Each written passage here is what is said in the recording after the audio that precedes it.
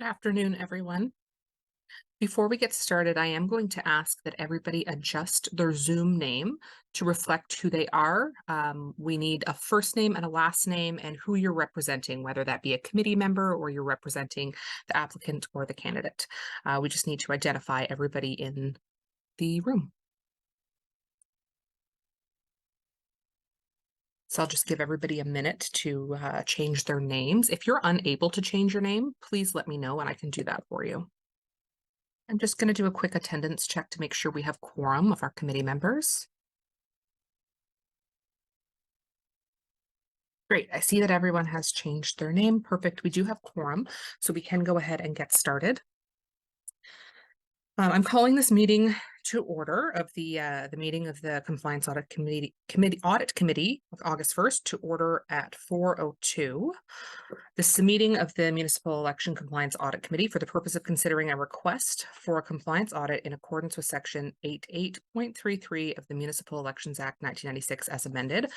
My name is Jessica Warren. I am the Council Committee Services Coordinator with the Town of Oakville. Because this is the first meeting of the Compliance Audit Committee for the town for this term of council, a chair has not yet been selected. I will be temporarily presiding over this meeting until a chair has been selected. As of now, I don't believe we are still missing one committee member, but I think they're looking at joining. So as of now, there are no regrets. In addition to the committee members present, legal counsel for the committee is also in attendance, and that's John Pappas from Aird & Borellis LLP. He is in the boardroom at Town Hall, along with our manager of elections and our town clerk. To proceed with our agenda, we do need to select a chair for this meeting. Are there any nominations for the position of chair for this meeting?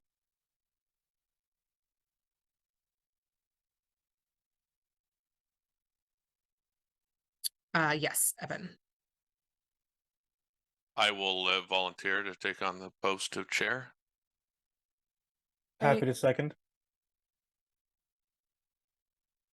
Okay, so I just need someone to move that motion. Who wants to? I can't have Evan move himself as the chair, so if somebody wants to move that for him, I can Zachary. move that. Sorry about that.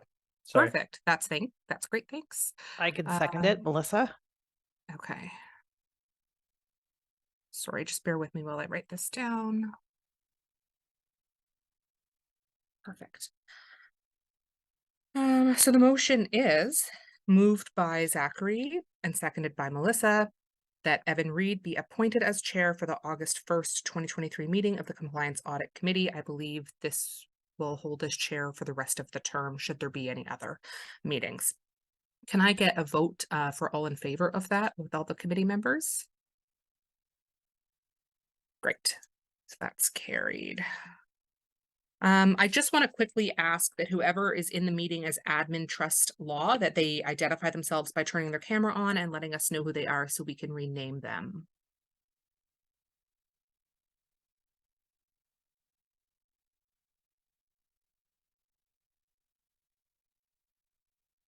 Whoever's listed as admin trust law, can you hear me? Hi there. Yeah, we can hear you, but we cannot change the name. Okay, I can probably do that for you. Can you please just identify who you are? Yes, one. Your name?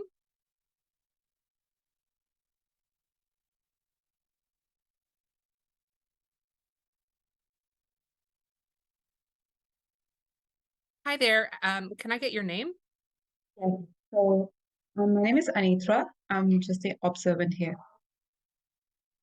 Sorry, your name is? Anitra. Can you spell that? Anitra. And are you representing either of the parties involved? No. Okay, then I'm going to ask that you leave the meeting and just watch via live stream on oakville.ca. The only people we can have as part of the meeting are actual participants, but members of the public are welcome to observe on oakville.ca and our YouTube channel. All right, thank you. You're welcome.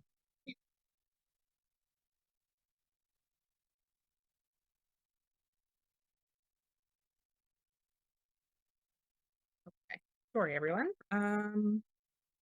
So Evan, am I clear that you have a copy of the script?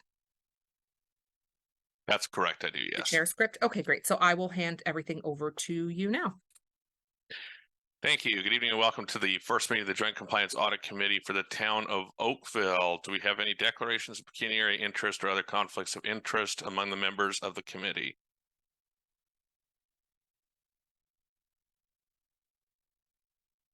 Okay, please make a note that there were no declarations of interest, please. I'd also like to take the opportunity for the members of the committee to introduce themselves. I'll start myself and then I will call each member one at a time. Just a brief introduction. My name is Evan Reed and I am a resident of the town of Halton Hills. Next, can I have Karen, please? My name is Karen Landry and I'm a resident of Elora. Thank you. Melissa? My name's Melissa Colson. I'm a resident of Milton. Thank you. Ryan? Hi, my name is Ryan. I'm a resident of Oakville. Thank you. Thank you. Next, can I have Zachary, please? Hi, Zach Spicer. I'm a resident of Hamilton. Thank you. Amrita? Hi, good evening. My name is Amrita Sidhu. I'm a resident of Oakville. And Camille, I believe you're the last one. Hi, my name is Camille Glover and I'm a resident of town of Oakville.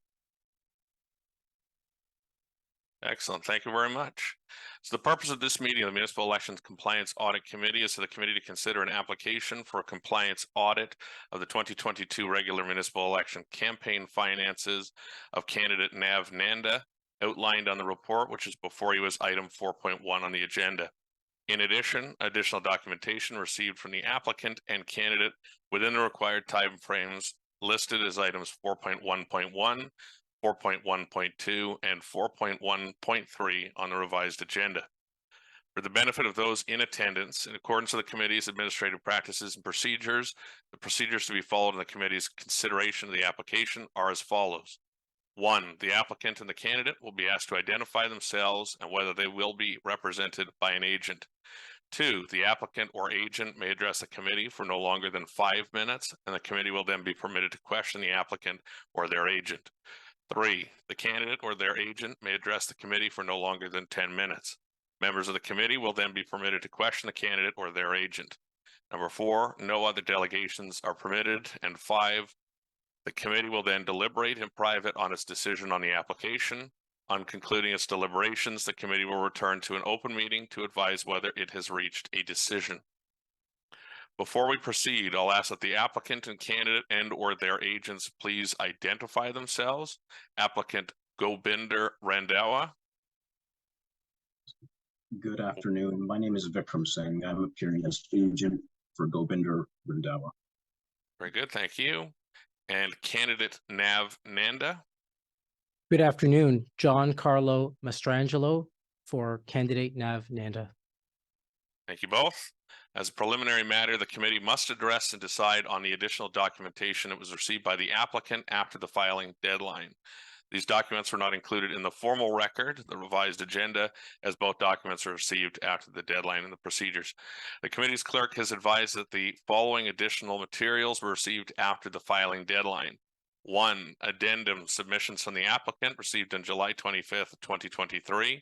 2, addendum submissions from the applicant received on July 28th, 2023. 3, a letter filed by the candidate from an individual to the candidate's lawyer dated July 31st, 2023. And lastly, a letter from the candidate's lawyer dated August 1st, 2023 with the subject line procedural fairness. The committee's clerk has also advised that these documents were also sent to the candidate and her agent. Pursuant to section 7.3.2 of the committee's administrative practices and procedures, the committee has discretion to decline to consider any documents or materials that were not filed in accordance with the filing deadline. The committee will be required to vote to either accept or reject the additional documents. Before the committee makes a decision on this matter, the committee would like to hear if either the applicant or the candidate have any submissions. So if the agent for the applicant wishes to address this particular matter now, you have 2 minutes, please. Thank you, Mr. Chair.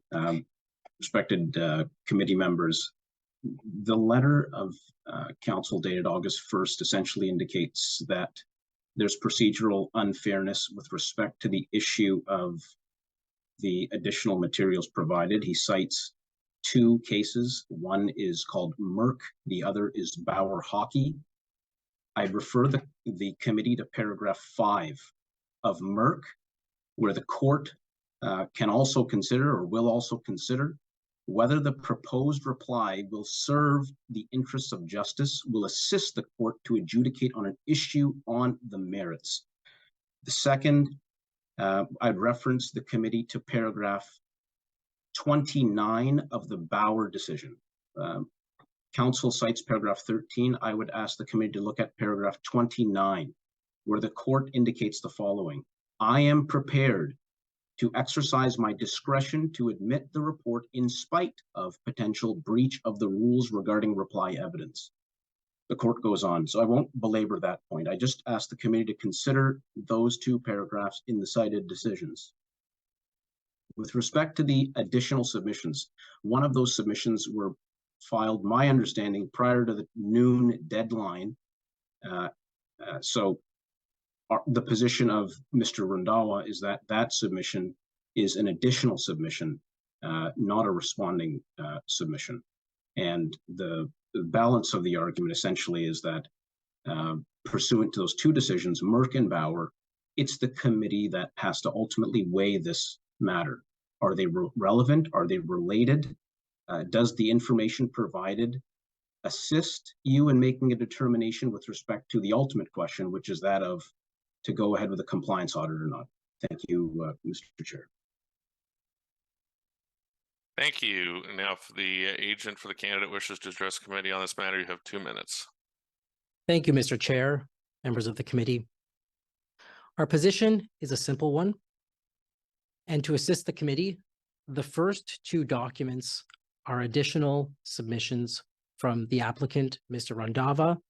The latter two are letters, one from Ms. Nanda's campaign manager to me of yesterday's date. The second, a letter from me to the town clerk of today's date. And our position is that the submissions that Mr. Randhawa has made after the deadline and those made prior to the deadline go beyond the scope of the application. I'm not going to address those made within the deadline, but especially those after the deadline. They're novel. We haven't had an opportunity to respond to them. They attach correspondence with people who we haven't had the chance to investigate. And for that reason, it amounts to impermissible case splitting. Mr. Randhawa has had all the information he's needed to advance these allegations in his application or in the submissions that he made within the deadline. In our respectful submission, the committee should disregard those additional submissions, but if it is inclined to entertain them, the submissions that we've made of yesterday and today's date should also be included in the record. Thank you. Thank you. Does any member of the committee have any questions for either the agent for the candidate or the agent of the applicant at this time?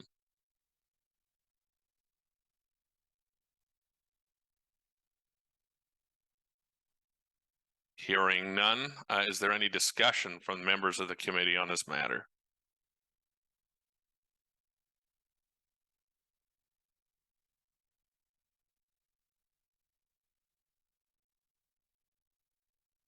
All right, I'm not hearing any, but I did have a question for our counsel. Could I get a motion to move into closed session for the purposes of receiving legal advice, please?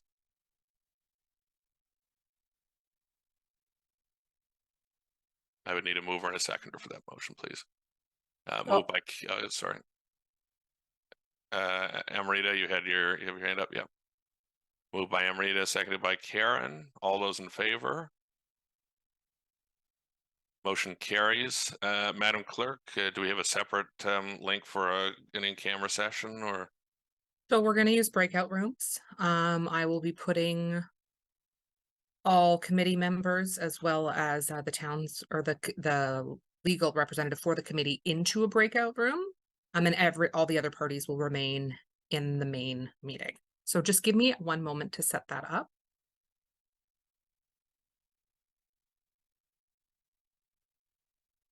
Okay, so if there is any additional discussion from the committee, you may do so now. If not, then we do need a motion on whether or not the committee will accept or decline the documents. So if there's any additional discussion, or if you wish to move a motion, please do so.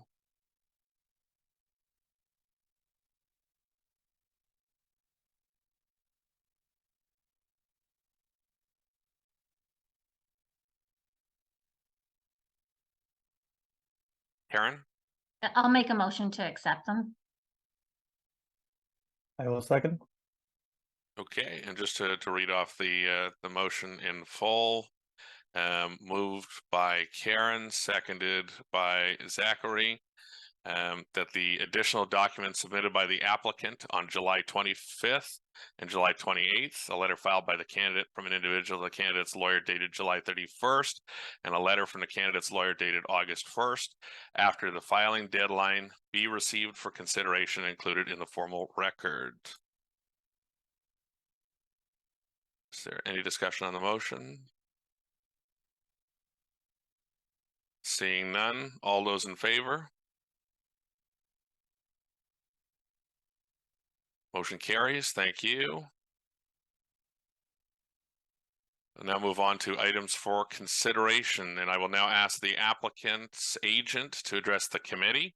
You have 5 minutes, please.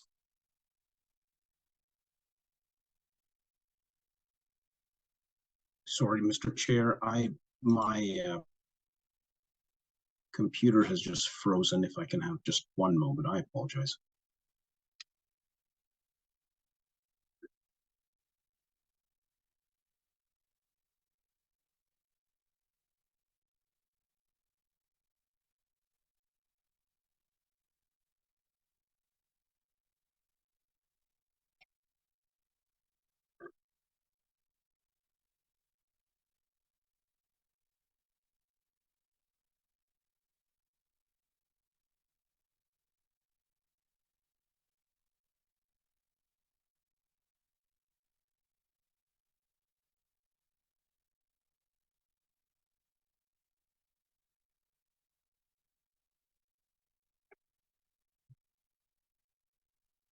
All right. Mr. Chair, am I able to share my screen? Madam Clerk, is that possible? As a part of, if I click share screen, is that as a part of my talking points, is that okay? Will it allow you to share your screen? Have you clicked it? I didn't click it. I was waiting for maybe permission before I did that.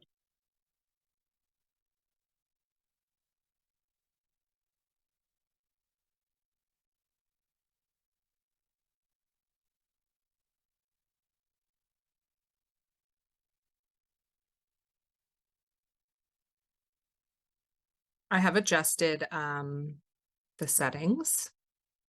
So you should be able to share now. Okay, great.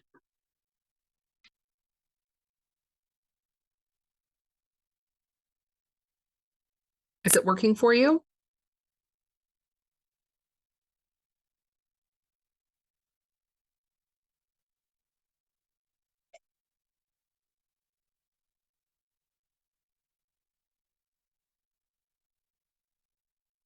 I hope it's working. I'm not sure if it's. We can see your screen. Yeah. Okay, great. All right. Thank you, Mr. Chair and respected members of the panel. I think the first question that we're going to ask ourselves is, why are we here and what triggers a compliance audit? The position is as follows.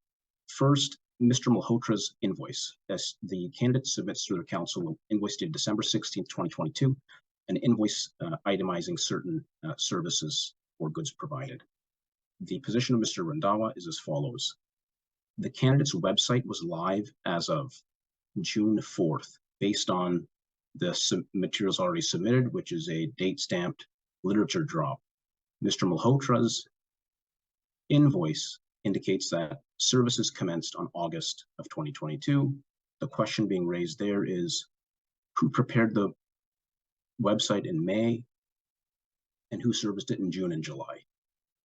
Second, the invoice lists expenses related to a third-party site or a third-party vendor called clicksend.com and simpletexting.com. Raises questions about the completeness of the record, the cost of those phone numbers that submitted those text messages, and is it Mr. Malhotra who owned the accounts associated with those third-party vendors? The committee would be well served to see those bills in their entirety.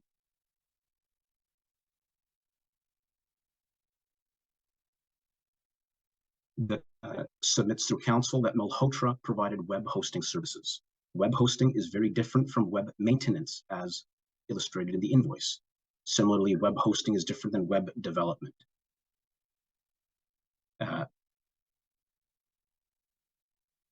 So what do we surmise from that?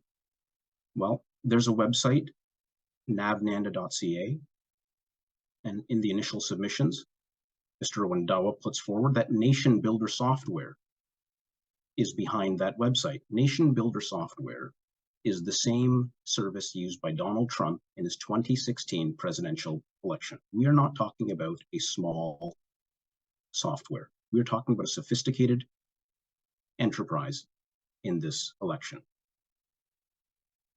There's no cost attributed to the design of the website, and there's no cost attributed to the creation of any promotional election videos. Phone and internet, there's a phone line, 905-617-NAV7, as indicated in the materials previously submitted. That phone number has a cost. It has a carrying cost and has a service cost. That phone number was also used in a prior 2018 election. There's no cost associated with the internet. The carrying cost of that phone, a value ought to have been assigned. October 8, breakfast vote. There are photographs published on social media with multiple individuals holding cups filled in a garage, appears to be a garage, indicating that there are over 100 individuals present. And the candidate submission is that the event was canceled. The submission is that at conservative basis, that approximately $500 or $570 would be attributed to the October 8th breakfast meeting. Boston Pizza campaign launch, the candidate in their social media calls it a campaign launch, has multiple speakers, there's AV equipment, there's presumably beverages served. The receipt provided does not indicate any beverages are served. There's a victory party, which Mr. Randawa submits, took place on October 24th. There is a number of individuals. Results are displayed on a digital screen. The position is that large of a party would have been booked in advance and is not reflected in the Form 4. There are $0 indicated for salaries. We take at face value the comments made by the young man. Notwithstanding the comments made, there's 320 hours volunteered. With those hours, there would be, what's respectfully submitted, costs associated with internet, phone usage, campaign office costs. 320 hours is 40 hours a week for 8 weeks. What's respectfully submitted, there would be a cost associated with those 320 volunteer hours. Here's the conclusion. If you look at it in totality, there's website development, there is a Nation Builder software subscription cost, there is telephone and internet, whether it's home phone, and we have to remember, the NAV phone number that's cited is not the personal cell phone number. It's separate and apart. And we also have from the Malhotra invoice that there are in fact a text messaging service with phone numbers associated on that invoice. Now, it is vague, but those discrepancies can be clarified through a compliance audit. There's a breakfast and the vote, there's an election victory party, and there's costs associated with a campaign manager. Our calculations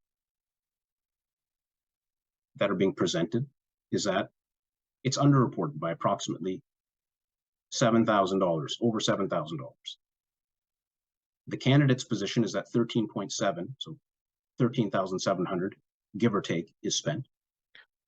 Mr. Singh, your 5 minutes has expired. Very well. I thank the committee for their time in hearing, deliberating on this issue in the public interest, and it is a privilege to appear before this committee. Thank you, Mr. Singh. At this time, I will open the floor to members of the committee if you have any questions for the applicant's agent. And perhaps, Mr. Singh, if I could just ask you to stop sharing the screen, please. Certainly.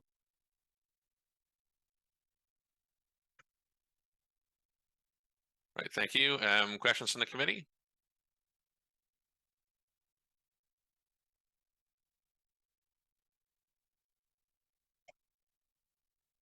All right, seeing none, thank you, Mr. Singh. I will now ask the agent for the candidate to present your position, and you have 10 minutes, please. Good evening. Members of the committee, the overarching question before you today is whether it's in the public interest, looking at all the circumstances, to spend taxpayer dollars on an audit that will reveal no further information than what Ms. Nanda has already provided. You've seen from my written submission that we delivered on July 26th that the answer is no. There's nothing to be gained or to be uncovered by granting the application brought by the complainant because Ms. Nanda has disclosed everything already. Now, Mr. Chair, if I may, I'll begin with a preliminary issue, which I've raised in my letter to the town clerk on July 25th, which concerns the fact that, based on our information, the applicant, Mr. Randava, was not an eligible voter in the election in question, which is Ward 7, where Ms. Nanda sits as a town and regional councillor. In the materials provided to us, Mr. Randava's address was redacted, but we urge the committee to carefully review this and determine whether Mr. Randava was in fact and is in fact a Ward 7 resident with standing to bring this application. And that matters because if the answer is no, Mr. Randava had no right under the Municipal Elections Act to bring this application. And I'll direct the committee's attention to section 88.33 of the Municipal Elections Act 1996. The statute says that an application may be brought by an elector who is entitled to vote in an election and who believes on reasonable grounds that a candidate contravened the provisions of the legislation. In this case, Ms. Nanda was a candidate in the Ward 7 town and regional councillor race.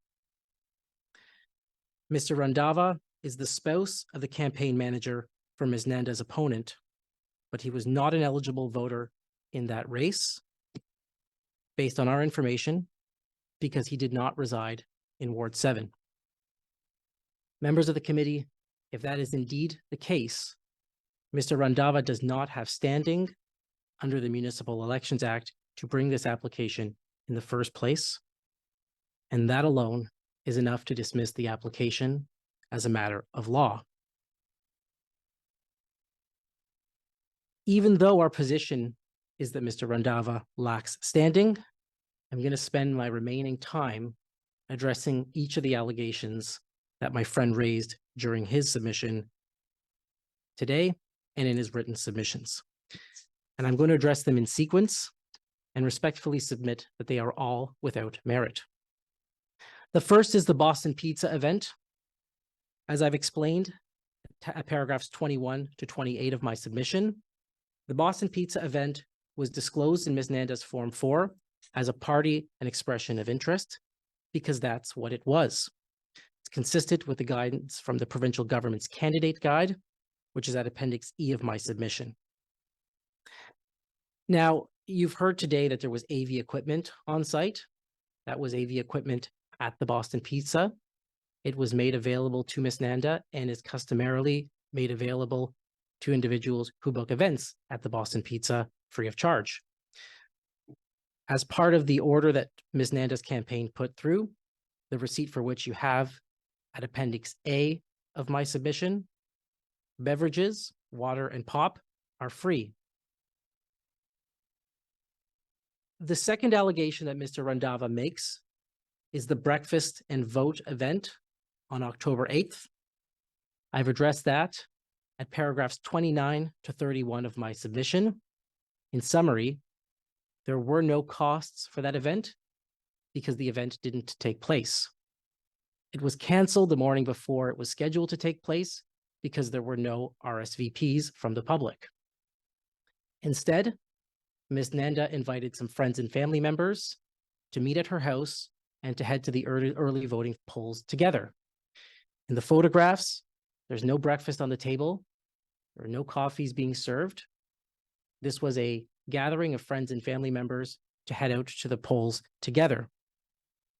My friend has shown you the Instagram photos that were posted. Those were posted in error.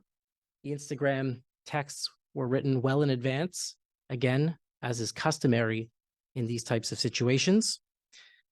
They were posted by a volunteer in error due to a miscommunication, and they were taken down as soon as the error was noticed.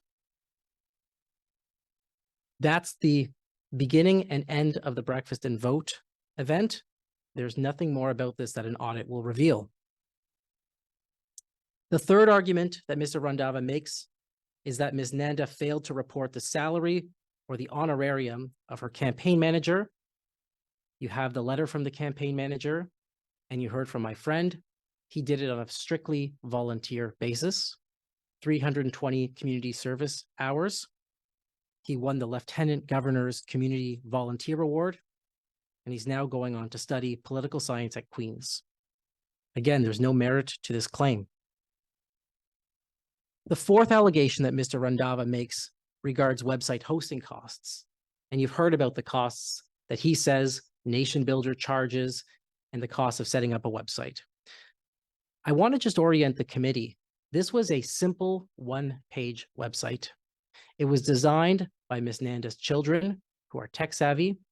It was posted in May of last year with no activity. And in August, when activity began, they started being billed, as is shown in Mr. Malhotra's invoice, for website maintenance and nothing more than website maintenance.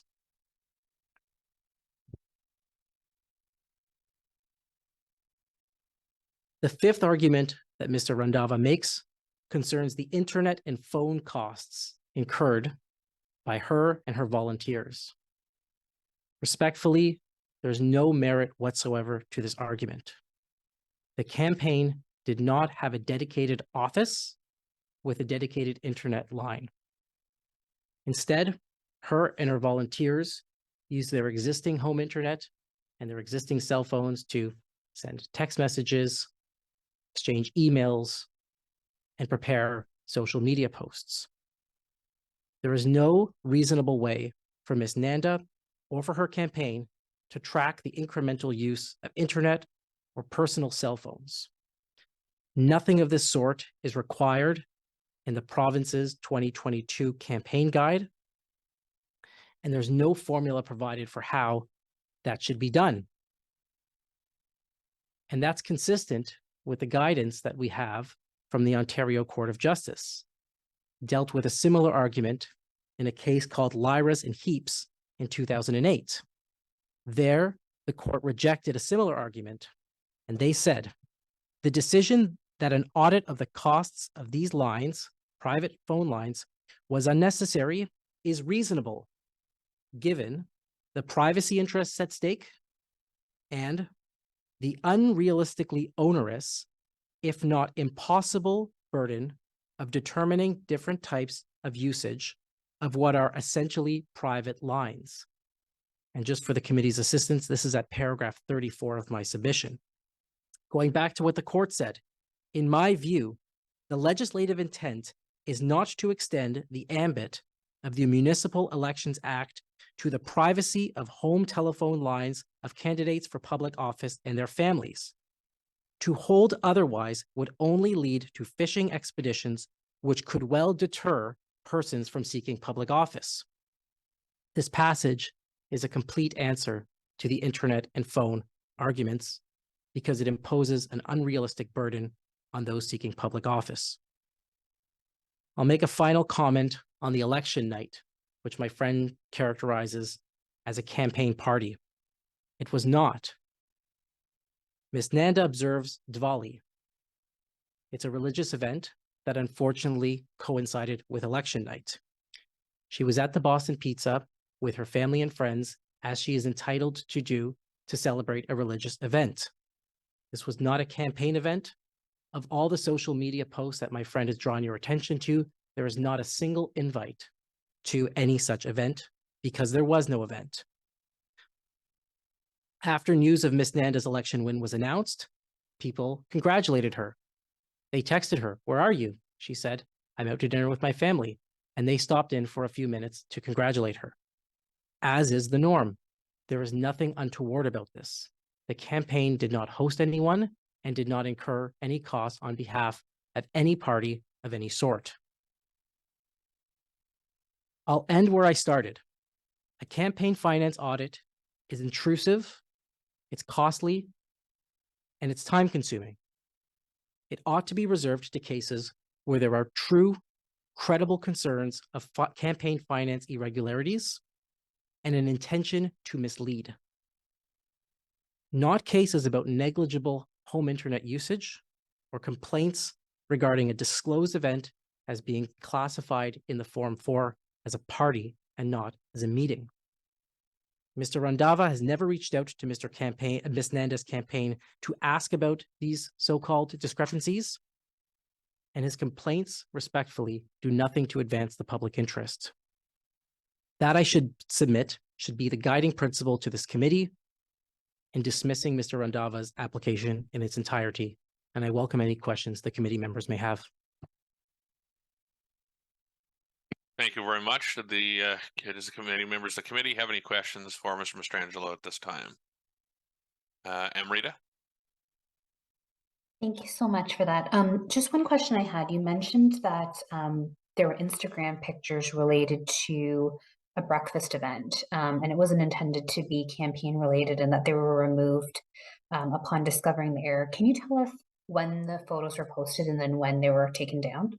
Yes, I understand that they were posted in and around the time the event was taking place by a volunteer.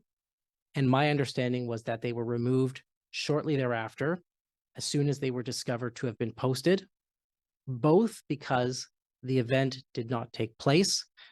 There were not over 100 people who attended, as you can see from the photos, and because some of the people photographed didn't want their photos on social media. It was not removed. It was removed shortly after the event and certainly not at the time of filing the Form 4. When you say shortly, are we talking days, weeks? My understanding was we're in the realm of days. Okay, thank you. Thank you. Zach? Thanks for that. Just a couple of questions to clarify a few things for me. Just on the Instagram post, you mentioned that the text was prepared prior to the event and posted in error. Yes. I'm just curious how that happened, given that the photos were from the day, but the text was done ahead of time. Yes. Where was, yeah, what can you clarify the process there? I'm unclear. Absolutely, Mr. Spicer. My understanding is, well, it's customary in these types of events to prepare text ahead of time so that the campaign is ready as things unfold and not worrying about drafting things as they go. And that was done in this instance.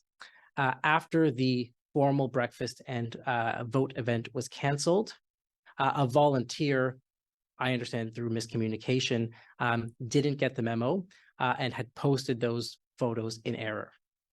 The decision to cancel the event was made by Miss Nanda and her close campaign, her campaign manager and others the night before, because they're the ones who had access to the RSVP events. And from what I gather, the message didn't filter down to the volunteer who posted it. Okay. Thank you for that. I see Karen has her hand up, but if you don't mind, just have one or two points to clarify quick. Sorry. On the matter of the campaign manager, you mentioned that the young man volunteered as part of his high school hours. In the letter, I mentioned that he has quite an extensive history volunteering in politics. I'm just curious if you can confirm to the best of your knowledge that he's never been paid for any of that work prior. I don't know that to be the case. I understand that he has never been paid. If you would like me to confirm that, I'm more than happy to do that.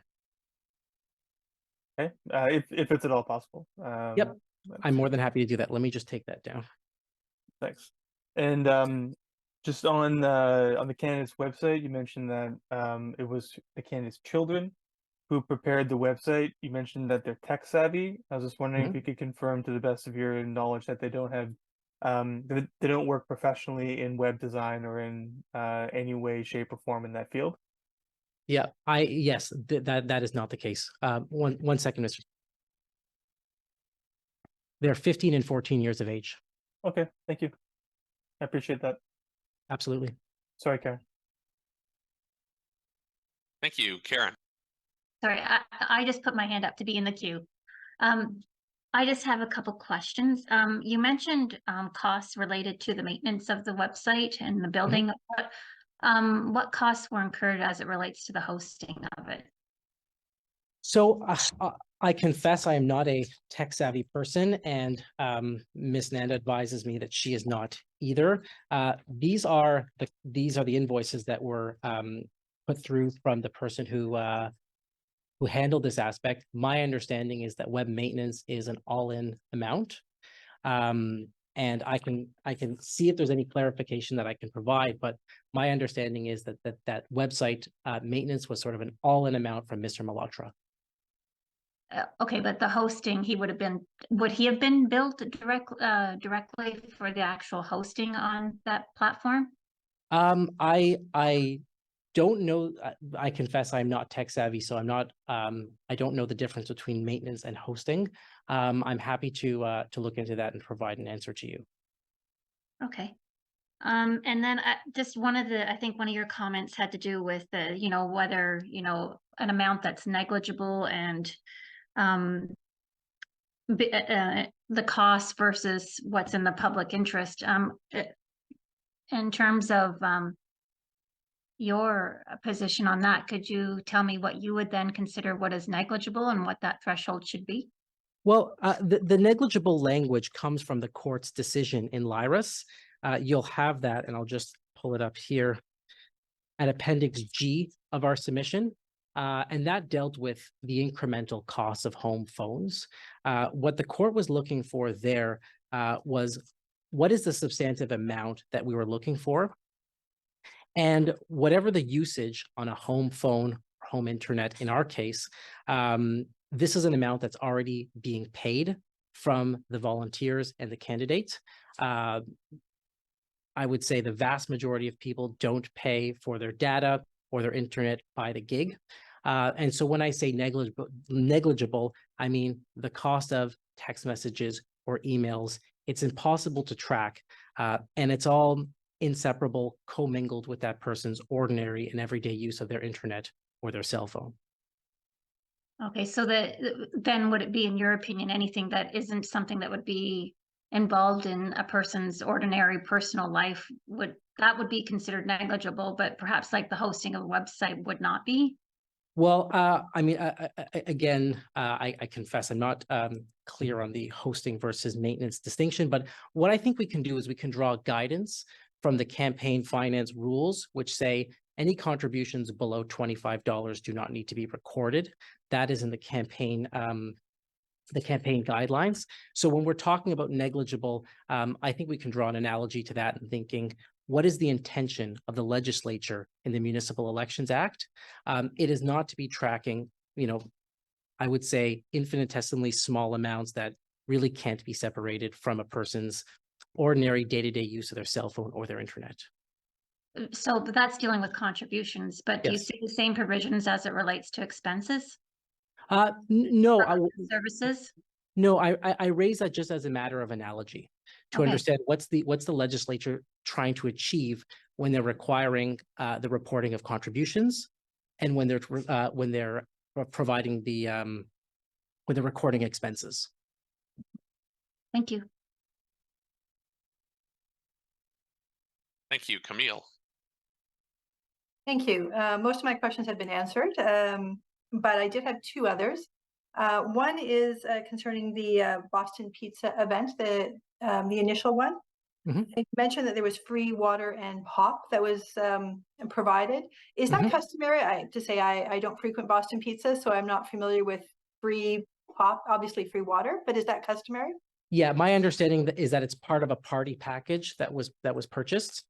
So with a minimum number of pizzas and other things, water and soda are offered as part of the amount. And I think that it's recorded as part of that package, possibly under the open food amount. I'm not clear on that, but yes, it was not an additional line item. Thank you. And revisiting Boston Pizza again at the for the event at the end of the campaign, you mentioned that it was a Diwali party as opposed to a campaign party or campaign event. I'm just wondering two things about that. One, was the campaign manager and volunteers from the campaign present there? My understanding is that no external volunteers outside of Ms. Nanda's immediate family were present. The campaign manager, my understanding, was invited because he's a close family friend that had only grown closer during the campaign. But apart from that, my understanding is that there was no one outside of Ms. Nanda's immediate family who also volunteered, helped out with the campaign. Thank you. And my last question just about that party is, in one of the photographs that the applicant had submitted, I believe it was in one of the late submissions, there does appear to be a picture, a campaign picture in the background. Do you have any comment on where, if that is a campaign picture at Boston Pizza that evening, campaign poster, sorry, and how it may have got there? I mean, that is an excellent question. I'm just looking at the photo itself. It's not clear that this is even at the Boston Pizza, or that the next photo, the screenshot taken on the Preserve Indians looks to be a WhatsApp group. Doesn't appear that neither of them are linked at all to the Boston Pizza. I've asked Ms. Nanda if she knows where this was taken. She doesn't recall, but I certainly don't see anything from Boston Pizza on this. Thank you for your answers. Thanks, Camille. Are there any other members of the committee who wish to ask any questions at this time? Mr. Mastrangelo, then perhaps I do have one or two questions for you before we move on. The first one is, again, just going back to the website for a moment. You had indicated before that the Ms. Nanda's children had started the website in May, but obviously the invoice for the web maintenance only began on I think the earliest dates are sometime in August. So just to clarify again, the whatever web hosting, presuming of course that this was not done, this is not a free social media, it's not some free blog site.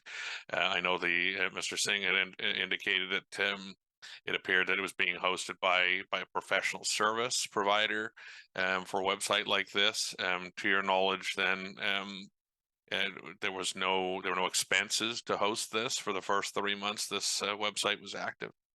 Yeah, so just to be clear, and I'm sorry if I wasn't earlier, the website was not in fact active. It was not made live until August when the campaign began in earnest. So the website was designed, it was prepared, but it didn't actually go live at that point. And I'm told by the campaign just now that Mr. Malhotra's invoices for website and maintenance also include the costs of hosting. Thank you. And just one more question. I take your point in regards to telephone and internet in general. Mr. Singh had raised a phone number that appeared to be specific to the campaign, presuming that that is not the candidate's personal cell phone number, home phone number. That presumably would have had a cost. Do you care to comment on that? Yes, I can confirm that it is in fact Ms. Nanda's personal line. It is not a campaign line. Okay, thank you. So with no additional questions then from the committee, thank you both for your presentations. The committee will now deliberate in private with legal counsel. Thank you. And Madam Clerk, if you can split us out again. I'm going to reopen the breakout room and please just look for an invitation to join on your screen. Thanks. The committee has had an opportunity now to deliberate on this matter in private and will now resume the public portion of this meeting. The committee will now call a vote on its decision in this matter. And I'll read out the motion here. Be it resolved that the Compliance Audit Committee grants the application for a compliance audit of the 2022 municipal election campaign finances of the NAV Nanda pursuant to subsection 8833(7) of the Municipal Elections Act.